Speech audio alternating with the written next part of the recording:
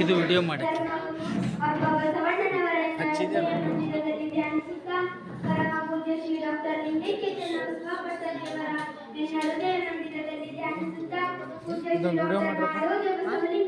ದೇವರ ಪಾದಗಳಿಗೆ ಶರಣೆಂದು ಪೂಜ್ಯ ಶ್ರೀ ಗುರು ಬಸವಪಟ್ಟ ದೇವರ ಪಾದಗಳಿಗೆ ಶರಣೆಂದು ವೇದಿಕೆ ಮೇಲೆ ಆಸೀನರಾಗಿರುವ ಎಲ್ಲಾ ಗುರು ಹಿರಿಯರ ಪಾದಗಳಿಗೆ ಶರಣೆಂದು ಸರ್ವರಿಗೂ ಶರಣು ಶರಣಾರ್ಥಿ.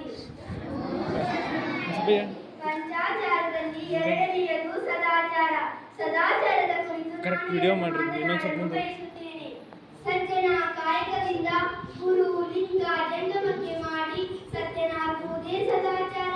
ಸದಾಚಾರವೆಂದರೆ ಆರ್ಥಿಕ ಸಮಾನತೆ. ಸತ್ಯಶುದ್ಧವಾದ ಕಾಯಕ ಮಾಡುತ್ತಾ ಕಾಯದಿಂದ ಗಳಿಸಿದ ಸಂಪತ್ತಿನಿಂದ ತನ್ನ ಜೀವನ ನಡೆಸುತ್ತಾ ಉಳಿದ ಸಂಪತ್ತು ದೇವನದು ಎಂಬ ಭಾವದಿಂದ ಗುರು ಲಿಂಗ ಜಂಗಮಕ್ಕೆ ಅರ್ಪಿಸುವುದೇ ಸದಾಚಾರ. ಸದಾಚಾರವೆಂದರೆ ಕಾಯಕ ದಾಸೋಹ.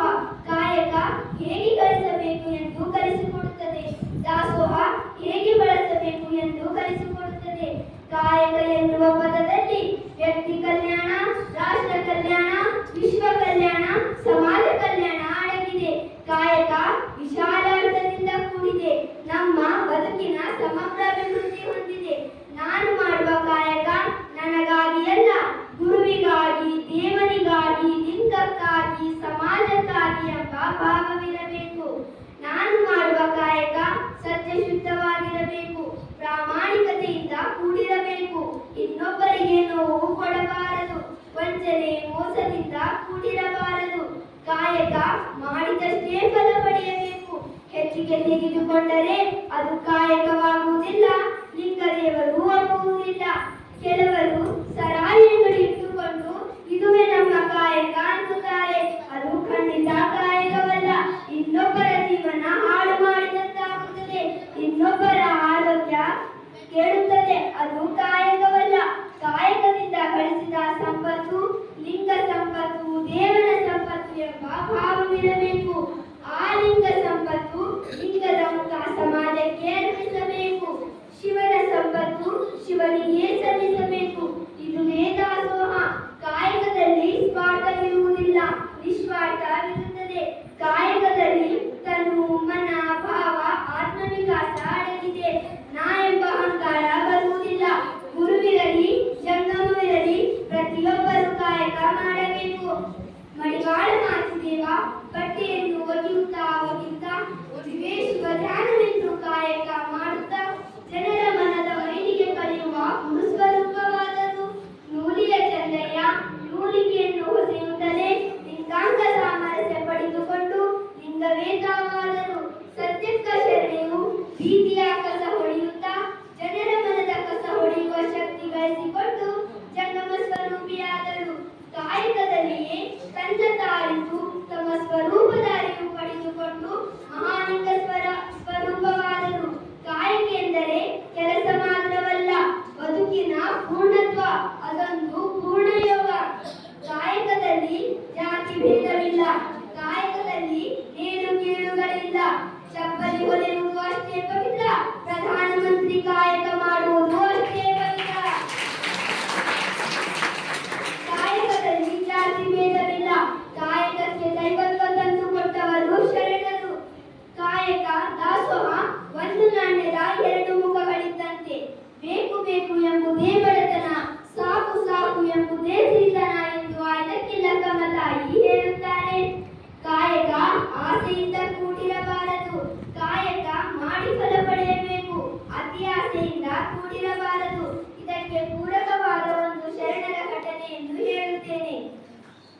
ಬಸವ ಕಲ್ಯಾಣದಲ್ಲಿ ಅನುಭವ ಮಂಟಪದಲ್ಲಿ 770 ಅಮರ ಗಣಗಳಿದ್ರು. ಅವರೆಲ್ಲರೂ ನನ್ನ ಕಾಯಕ ಮಾಡಿದ್ರು. ಯಾರು ಅಲ್ಲಿ ಕಾಯಕ ಯಾರು ಮಾಡೋದು ನೋಡ್ರಿ. ಅಲ್ಲಿ ಅನುಭವ ಮಂಟಪದಾಗೂ ಪ್ರವೇಶ ಪ್ರೀತಿ ಎಲ್ಲರೂ ನನ್ನ ಕಾಯಕ ಮಾಡ್ತಿದ್ರು. ಅದರಲ್ಲಿ ಐದಕ್ಕಿ ಮಾರಯ್ಯ ಮತ್ತು ಐದಕ್ಕಿ ಲಕ್ಕಮತ ಇಬ್ಬರು ದಂಪತಿಗಳುಂಟಾರೆ. ಅವ್ರ ಕಾಯಕ ಏನಿತ್ತಂದ್ರು ದಾಸೋ ಮನೆಗೆ ಅಕ್ಕಿ ಚೆಲ್ಲಿರ್ತಾವಲ್ಲ ಅವು ಆಯ್ಕೊಂಡು ಬಂದು ಜೀವನ ಅದೇ ನಡೆಸ್ತಾ ಇರ್ತಿದ್ರು. ಹೀಗೆ ಒಂದ್ಸಲ ಮಾರಯ್ಯನವರು ದಾಸೋ ಮನೆಗೆ ಅಕ್ಕಿ ತರ್ಲಕ್ಕಂತ ಹೇಳ್ತಾರೆ. ಅಲ್ಲಿ ಬಹಳ ಅಕ್ಕಿ ಚೆಲ್ಲಿದ್ರು. ಮಾರಯ್ಯನವರಿಗೆ ಬಹಳ ಖುಷಿ ಆಯ್ತು. ಇವತ್ತು ಇಷ್ಟೆಲ್ಲ ಅಕ್ಕಿ ಒಯ್ಯರಿ, ಇವತ್ತು ಲಕ್ಕಮ್ಮ ಬಹಳ ಖುಷಿ ಆಯ್ತಳ. ಇವತ್ತು ಬಿ ಆಯ್ತವ ಮತ್ತು ನಾಡಿನ ಬಿ ಆಯ್ತವ, ಇವತ್ತು ಇಷ್ಟೆಲ್ಲ ಹಾಕಿವ ಎರಿ ಅಂತಂತಾರೆ. ದಿನ ಥೋಡೆನೆ ಬೀಳ್ತಿದ್ದು, ದಿನ ಥೋಡೆನೆ ಹೋಯ್ತು. ಅವತ್ತೇನು ಬಹಳ ಅಕ್ಕಿ ಬಿದ್ದಿದ್ದು, ಅವತ್ತು ದೊಡ್ಡ ಕಂಡ ಇದ್ದಲ್ಲ ಅಷ್ಟು ಎಲ್ಲ ಆಯ್ಕೋತಾರೆ. ದೊಡ್ಡ ಕಂಡ ಮೇಲೆ ತಲೆ ಮೇಲೆ ಇಟ್ಕೊಂಡು ಮನೆಗೆ ಹೋಗ್ತಾ ಇರ್ತಾರೆ. ಆಗ ಲಕ್ಕಮ್ಮ ತಾಯಿ ಬಾಲಿಂದಾಗ ನಿಂತು ನೋಡ್ತಾರೆ. ಅನ್ಕೋತಾರ ಮಾರೇನೂರು ದಿನ ಇಷ್ಟಿಷ್ಟೇ ಅಕ್ಕಿ ಕಾಣ್ತಿದ್ರು, ಇವತ್ತು ಯಾಕೆ ಜಾಸ್ತಿ ಅಲ್ಲತರ ಅಂತ ಅನ್ಕೋತಾ ಇರ್ತಾರೆ. ಮಾರೇನವರು ಅಂಗಳ ಬರ್ತಾರೆ. ಆಗ ಲಕ್ಕಮ್ಮ ತಾಯಿ ಅಂತಾರ, ಮಾರಯ್ಯನವರೇ ಅಲ್ಲಿಯೇ ನಿಲ್ಲಿ, ಒಳಗೆ ಬರಬೇಡಿ ಎಂದು ಎಚ್ಚರಿಸ್ತಾರೆ. ಆಗ ಮಾರೇನವರಂತಾರ, ಏಕೆ ಲಕ್ಕಮ್ಮ, ನಾನೇನು ತಪ್ಪು ಮಾಡಿದೆ ಅಂತ ಕೇಳ್ತಾರೆ. ಆಗ ಲಕ್ಕಮ್ಮ ತಾಯಿ ಅಂತಾರ, ಮಾರೇನವರೇ ನೀವು ದಿನ ಇಷ್ಟಿಷ್ಟೇ ಅಕ್ಕಿ ತರ್ತಿದ್ದೀರಿ, ಇವತ್ತು ಯಾಕೆ ಜಾಸ್ತಿ ತಂದಿರಿ ಅಂತ ಕೇಳ್ತಾರೆ. ಆಗ ಮಾರೇನವರಂತಾರ, ಇಲ್ಲ ಲಕ್ಕಮ್ಮ, ಇವತ್ತು ದಾಸೋ ಮನೆಗೂ ಬಹಳ ಅಕ್ಕಿ ಚೆಲ್ಲಿದ್ದು, ಇವತ್ತು ಆಯ್ತವ ಮತ್ತು ನಾಳೆ ಆಯ್ತವ ಅಂತಂತಾರೆ. ಆಗ ಲಕ್ಕಮ್ಮ ತಾಯಿ ಒಂದು ವಚನ ಹೇಳ್ತಾರ, ಆಸೆ ಎಂಬುದು ಅರಸಂಗಲ್ಲದೆ ಶಿವಭಕ್ತರಿಗುಂಟೇಯ, ರೋಷವೆಂಬುದು ಯಮದೂತರಿಗಲ್ಲದೆ ಅಜಾತರಿಗುಂಟೇಯ, ಈ ಸಕ್ಕಿ ಯಾಕೆ ನಿಮಗೆ ಕಯ್ಯ, ಈಶ್ವರನೊಬ್ಬ ಮಾರಯ್ಯ ಪ್ರಿಯ, ಅಮರೇಶ್ವರ ಲಿಂಗಕ್ಕೆ ದೂರ ಮಾರಯ್ಯ. ಆಗ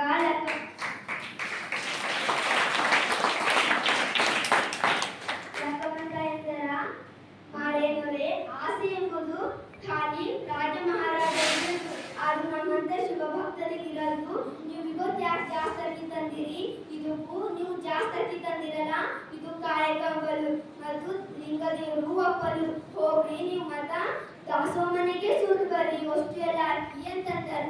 ಆಗ ಮಾರೇನವರಂತಾರ, ಆಯ್ತು ಲಕ್ಕಮ್ಮ, ನಾನು ದಾಸೋ ಮನೆಗೆ ಚೆಲ್ ಬರ್ತೀನಂತಿ ದಾಸೋ ಮನೆಗೆ ಹೋಗ್ತಾರೆ. ಆಗ ಎಲ್ಲಾ ಶರಣರು ದಾಸೋ ಮನೆಗೆ ನಿಂತಿರ್ತಾರೆ. ಬಸವಣ್ಣರು ಕೂಡ ದಾಸೋ ಮನೆಗೆ ನಿಂತಿರ್ತಾರೆ.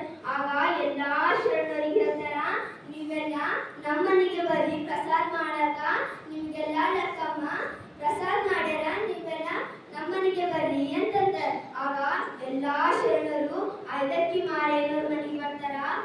ಬರಣ್ಕ ಪ್ರಸಾದ ಮಾಡ್ತಾರ. ಬಸವಣ್ಣರು ಹೇಳ್ತಾರ, ಮನೆ ನೋಡ ಬಡವರು, ಮನ ನೋಡ ಘನಮನ ಎಂದು ಉದ್ಗರಿಸುತ್ತಾರೆ. ಈ ಪ್ರಸಂಗದಿಂದ ತಿಳಿದು ಬರುವುದೇನೆಂದರೆ, ಕಾಯಕ ಮಾಡಿದಷ್ಟೇ ಫಲ ಪಡೆಯಬೇಕು, ಹೆಚ್ಚಿಗೆ ತೆಗೆದುಕೊಂಡರೆ ಅದು ಕಾಯಕವಲ್ಲ, ಲಿಂಗದೇವರು ಒಪ್ಪುವುದಿಲ್ಲ. ಬಸವಣ್ಣನವರು ಜನಸಾಮಾನ್ಯರಲ್ಲಿ ಎಂತಹ ಉನ್ನತ ಭಾವ ತುಂಬಿದರು. ಒಂದು ಸೇರು ಹೆಚ್ಚು ಅಕ್ಕಿ ತಂದರೆ ಅದು ನನ್ನದಲ್ಲ, ಮರಳಿ ಕೊಟ್ಟು ಬಾ ಎಂದು ಹೇಳುವ ಐದಕ್ಕಿ ಮಾರೇನವರ ಧರ್ಮಪತ್ನಿ ಲಕ್ಕಮ್ಮ ತಾಯಿಯ ಭಾವ ಅದ್ಭುತ. ಎಲ್ಲರಲ್ಲಿ ಇಂಥ ಆಚರಣೆ ಬಂದರೆ ಭಾರತದಲ್ಲಿರುವ ಭ್ರಷ್ಟಾಚಾರ ಮಾಯವಾಗುತ್ತದೆ, ಭಾರತ ಕಲ್ಯಾಣ ರಾಜ್ಯವಾಗುತ್ತದೆ. ಶರಣರು ದಾನ ಎಂಬ ಶಬ್ದ ಎಲ್ಲಿಯೂ ಬಳಸುವುದಿಲ್ಲ, ದಾಸೋಹ ಪದವನ್ನೇ ಬಳಸುತ್ತಾರೆ. ದಾನಕ್ಕೂ ದಾಸೋಹಕ್ಕೂ ಬಹಳ ವ್ಯತ್ಯಾಸವಿರುತ್ತದೆ. ದಾನದಲ್ಲಿ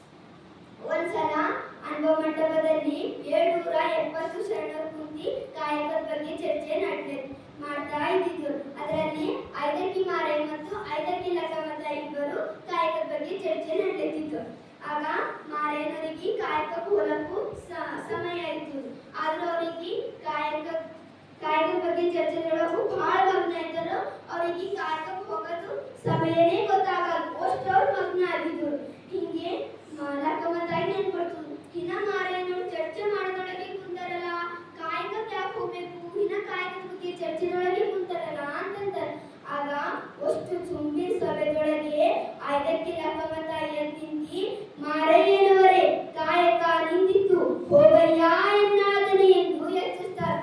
ಅಷ್ಟು ತುಂಬಿನ ಸಭೆದೊಳಗೆ ಮಾರಯ್ಯನವರಿಗೆ ಕೈ ಹಿಡಿದು ಹೊರಗೆ ಕರ್ಕೊಂಡು ಬಂದು ಪ್ರಶ್ನೆ ಹಾಕ್ತಾರೆ ಲಕ್ಕಮತಾಯಿ ಮಾರಯ್ಯನವ್ರ ಮೇಲೆ. ಏನಂತಂದ್ರು, ಮಾರಯ್ಯನವರೇ ಕಾಯಕದ ಬಗ್ಗೆ ಚರ್ಚೆ ಕುಳಿತರೆ ಹೇಗೆ? ಕಾಯಕ ಮಾಡಿದರೆ ಮಾತ್ರ ಪ್ರಸಾದ ಸಿಗುತ್ತದೆ ಅಂತಂತಾರೆ. ಈ ಪ್ರಸಂಗದಿಂದ ತಿಳಿದು ಬರುವುದೇನೆಂದರೆ ಶರಣರು ಕಾಯಕಕ್ಕೆ ಮಂತ್ರ ಸ್ವರೂಪ ಕೊಟ್ಟರು, ಪೂಜೆಯಷ್ಟೇ ಕಾಯಕಕ್ಕೆ ಮಹತ್ವ ಕೊಟ್ಟರು. ಕಾಯಕದಿಂದ ಕೈಲಾಸವಲ್ಲ, ಕಾಯಕವೇ ಕೈಲಾಸ ಎಂದು ಬಸವಣ್ಣನವರು ಹೇಳಿದ್ದಾರೆ. ಬೇಡವನಿಗೆ ಕೈಲಾಸ, ಮಾಡುವುದು ಕಾಯಕ ಎಂಬ ಶರಣರ ಸಿದ್ಧಾಂತ. ಸದಾಚಾರದ ಲಕ್ಷಣವೇನೆಂದರೆ, ಸದಾಚಾರವೆಂದರೆ ಬಸವಣ್ಣನವರು ಕೈಗೊಂಡ ಆರ್ಥಿಕ ಸಮಾನತೆಯೇ ಸದಾಚಾರ. ಕಾಯಕ ಹೇಗೆ ಗಳಿಸಬೇಕು ಎಂದು ಕಲಿಸಿಕೊಡುತ್ತದೆ, ದಾಸೋಹ ಹೇಗೆ ಬಳಸಬೇಕು ಎಂದು ಕಲಿಸಿಕೊಡುತ್ತದೆ. ಕಾಯಕದಿಂದ ದೇಶದ ರಾಷ್ಟ್ರದ ಅಭಿವೃದ್ಧಿಯಾಗುತ್ತವೆ. ಕಾಡುವ ಬೇಡುವ ಭಕ್ತರಾಗದೆ ಮಾಡುವ ನೀಡುವ ಭಕ್ತರಾಗಬೇಕೆಂಬುದೇ ಶರಣರ ಸಿದ್ಧಾಂತ. ಸದಾಚಾರದ ಕುರಿತು ಒಂದು ವಚನವನ್ನು ಹೇಳುತ್ತೇನೆ. ನಾನು ಆರಂಭವ ಮಾಡುವೆನೆಯ ಗುರುಪೂಜೆಗೆಂದು, ನಾನು ವ್ಯವಹಾರವ ಮಾಡುವೆನೆಯ ಲಿಂಗಾರ್ಚನೆಗೆಂದು, ನಾನು ಪರಸೇವೆಯ ಮಾಡುವೆನೆಯ ಜಂಗಮ ದಾಸೋಹ